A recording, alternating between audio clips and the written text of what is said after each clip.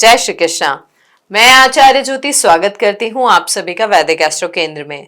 दर्शकों, अगर आप इस साल केवल एक मुहूर्त याद रखना चाहते हैं, सिर्फ एक, तो वह है 18 जून 2026। यह वह दिन है जब यूनिवर्स स्वयं आपके पक्ष में खड़ा होगा। गुरु पुष्य अमृत सिद्ध योग। और आज हम इसे केवल कैलेंडर की तारीख की तरह नहीं देखेंगे, हम इसे ब्रह्मांड की उस भाषा में समझेंगे जो ऋग्वेद से लेकर बृहद पाराशर होरा शास्त्र तक लिखी गई है। दर्शकों, यहाँ पर सबसे पहले हम समझते हैं पुष्य नक्षत्र को शास्त्रों में इतना महत्व क्यों मिला है। देखिए, ऋग्वेद में पुष्य को तिष्य कहा गया है। तिष्य अर्थात जो शुभत्व को प्रभावित करता है, प्रवाहित करता है। अथर्ववेद के नक्षत्र सूक्तम में जहां प्रत्येक नक्षत्र को उसके देवता और कर्म के साथ परिभाषित किया गया है, वहां पुष्य को बृहस्पति नक्षत्रम कहा गया है, अर्थात बृहस्पति का नक्षत्र कहा गया है। यह संयोग नहीं है। पुष्य का स्वामित्व और बृहस्पति का आधिपत्य दोनों एक ही तत्व है। जब कोई नक्षत्र अपने ही स्वामी ग्रह के दिन पड़े तो उसे ज्योतिष की भाषा में स्वयं सिद्धि कहते हैं। बृहद पाराशर होरा शास्त्र में पाराशर मुनि ने नक्षत्रों के स्वभाव का जो वर्गीकरण किया है, उसमें पुष्य को क्षिप्र और मृदु कहा गया है। दोनों गुणों का संयोग माना गया है। क्षिप्र अर्थात शीघ्र बलदायी और मृदु अर्थात स्थिर एवं पोषणकारी। सोचिए, एक नक्षत्र जो तेज भी है, स्थिर भी है, यह संयोग ही इस नक्षत्र को सब नक्षत्रों में विशिष्ट बनाता है। तैत्तिरीय ब्राह्मण में एक अत्यंत महत्वपूर्ण वर्णन है जहां कहा गया है कि पुष्य नक्षत्र में अभिषेक करने से सम्राट को भी राज्य लक्ष्मी प्राप्त होती है। केवल राजाओं के लिए नहीं, ये सिद्धांत हर साधक के लिए है। जो भी इस दिन अपनी संकल्प शक्ति का अभिषेक करे वह लक्ष्मी का पात्र बनता है। मुहूर्त चिंतामणि में नारायण देवज्ञ ने स्पष्ट लिखा है, पुष्यो विवाह वर्जन सर्व कार्येषु शोभन। विवाह को छोड़कर सभी कार्यों में पुष्य नक्षत्र शोभनीय है। ये इकलौता नक्षत्र है जिसे मुहूर्त शास्त्र ने सार्वभौमिक रूप से शुभ घोषित किया है, बिना किसी ग्रह दशा की शर्त के। अब आते हैं उस संयोग पर जो 18 जून 2026 को विशेष बन रहा है। 18 जून गुरुवार का दिन, और उस दिन चंद्रमा गोचर करेंगे पुष्य नक्षत्र में। गुरुवार के स्वामी होते हैं बृहस्पति और पुष्य नक्षत्र के स्वामी भी है बृहस्पति। ये वैसे ही है जैसे किसी राजा के जन्मदिन पर उसी के महल में उत्सव हो। ज्योतिष में जब किसी वार का स्वामी और नक्षत्र का स्वामी एक ही ग्रह हो तो उसे अमृत सिद्धि योग भी कहा जाता है। यह नाम ही इसकी महिमा है, अमृत सिद्ध। जो इस योग में प्रारंभ हो वह अमर हो जाता है। चाहे आपका व्यापार, आपका संकल्प, आपकी साधना, सब पर इस योग की मोहर लग जाती है। लेकिन यहाँ एक और परत है जो बहुत कम लोग जानते हैं। 2026 में गुरु कर्क राशि में उच्च के हैं। ये 12 वर्षों में एक बार आती है स्थिति जब उच्च के गुरु गुरुवार के दिन पुष्य नक्षत्र में चंद्रमा से संयुक्त हो रहे हैं। यह केवल गुरु पुष्य योग नहीं रह जाता, ये उच्च गुरु पुष्य महायोग बन जाता है। सोचिए, जब बीज बोने का समय सर्वश्रेष्ठ हो, मिट्टी उर्वर हो और वर्षा भी समय पे आए, तब जो फसल उगती है वो साधारण नहीं होती। 18 जून 2026 वही दिन है। दर्शकों, शिव पुराण और भागवत पुराण दोनों में एक सुंदर प्रसंग है। चंद्रमा की 27 पत्नियां थीं, यानी 27 नक्षत्र। चंद्रमा का जो अधिकांश प्रेम है रोहिणी की ओर था, इसलिए अन्य नक्षत्रों ने जब दक्ष प्रजापति से शिकायत की तो दक्ष प्रजापति ने चंद्रमा को क्षय होने का श्राप दिया। जब चंद्र ने भगवान शिव की शरण ली और शिव भगवान ने उन्हें अपने मस्तक पर स्थान दिया। ये जो शुक्ल पक्ष और कृष्ण पक्ष आता है उस क्षय श्राप के प्रभाव से ही आता है। लेकिन यहाँ पर ज्योतिषीय संदेश क्या है? देखिए, जब चंद्रमा पुष्य नक्षत्र में होते हैं तो अपनी सबसे शांत और सबसे पोषणकारी अवस्था में होते हैं। वो अवस्था जो शिव के मस्तक पर सुशोभित है। मन जब पोषण में होता है, पुष्य में होता है, तो चेतना सबसे स्थिर होती है और चेतना की स्थिरता में किया गया कोई भी कार्य, साधना हो, निवेश हो, संकल्प हो, उसकी जड़ें बहुत गहरी होती है।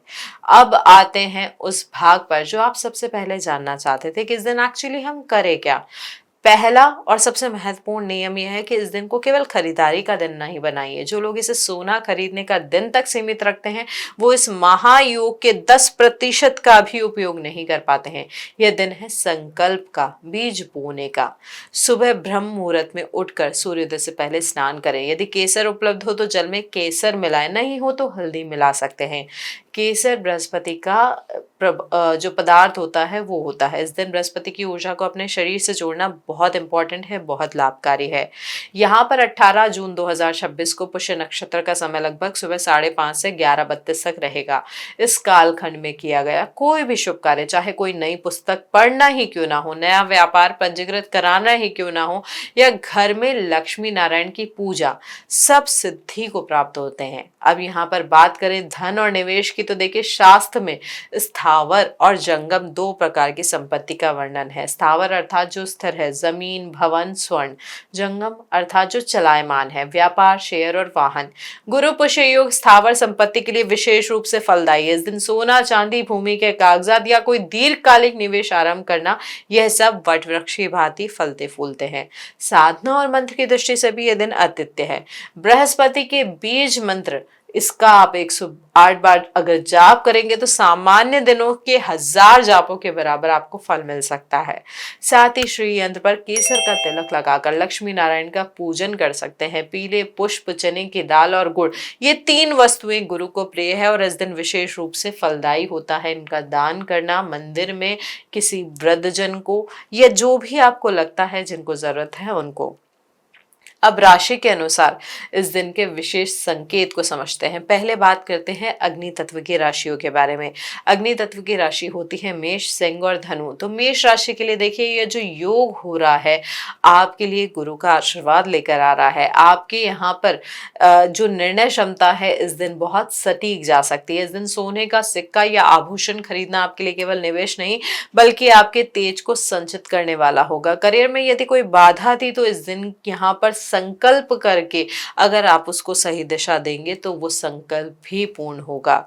सिंह राशि के जातकों के लिए बात करें तो सूर्य और गुरु का जो ये ग्रह स्थिति है, ये जो दिन है, गुरु पुष्य योग जो है, तो आपके लिए यदि कोई सरकारी कार्य या कोई प्रोजेक्ट अटका हुआ था तो उसका श्री गणेश आज दोबारा करने का प्रयास करें।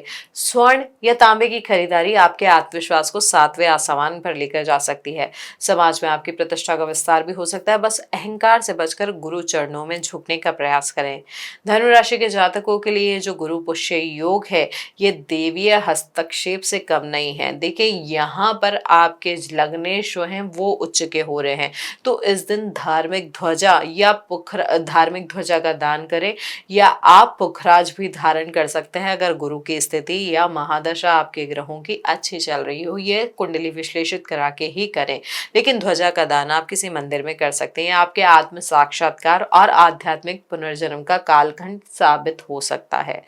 पृथ्वी तत्व की राशियों की बात करें जो होती है वृषभ, कन्या और मकर, तो वृषभ राशि आपके लिए दिन स्थिर लक्ष्मी को घर लाने का है। शुक्र और गुरु का जो ये संबंध बन रहा है, युति बन रही है, तो इस गुरु पुष्य योग के दिन आप चांदी का श्री यंत्र अगर लेकर आएंगे अपने घर में तो आपके घर की ऊर्जा बदल सकती है।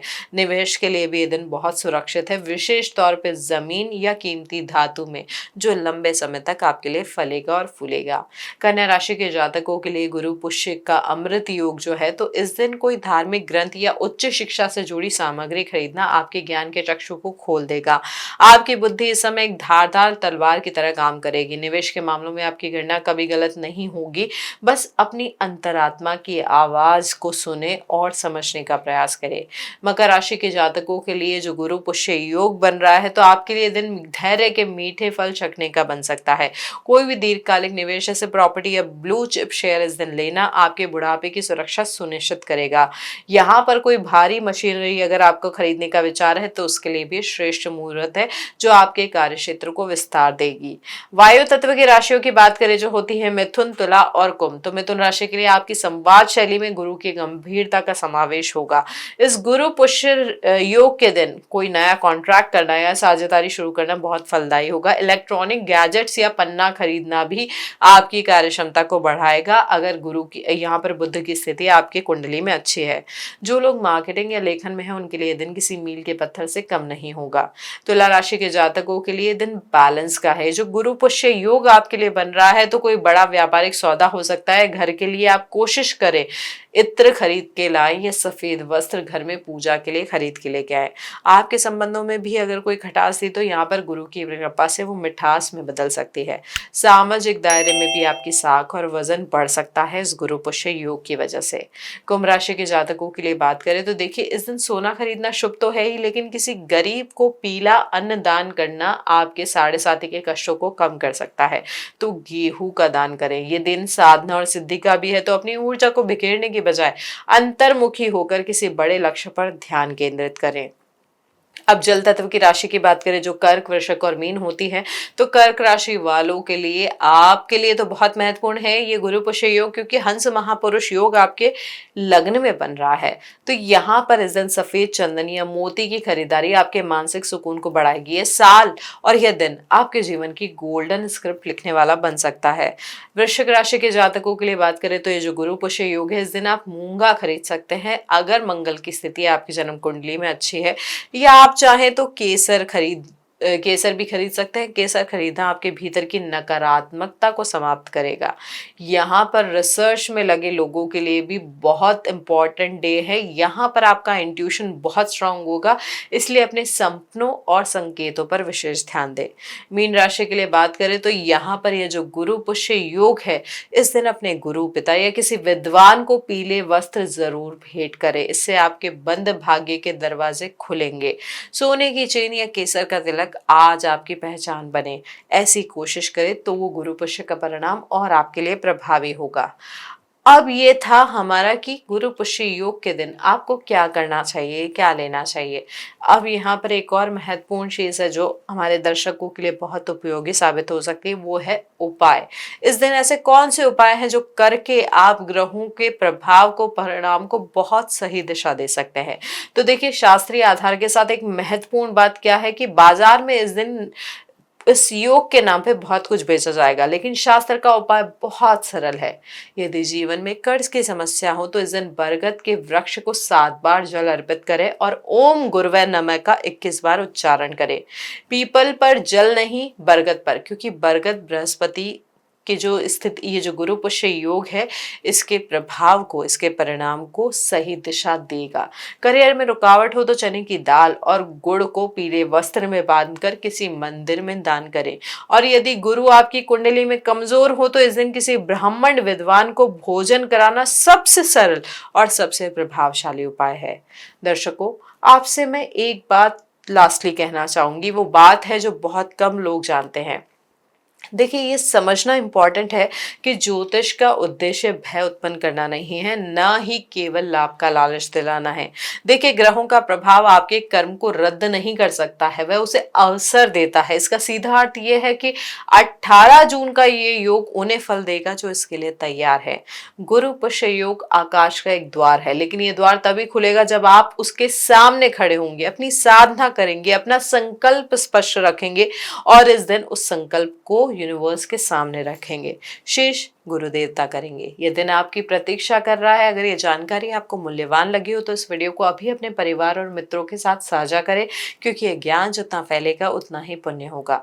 हमारे चैनल को सब्सक्राइब जरूर करें बेल आइकन दबाकर, ताकि आगामी मुहूर्त और ग्रह गोचर की जानकारी आप तक सबसे पहले पहुंचे। नीचे कमेंट करें आप इस दिन क्या विशेष करने का संकल्प ले रहे हैं। जय महाकाल।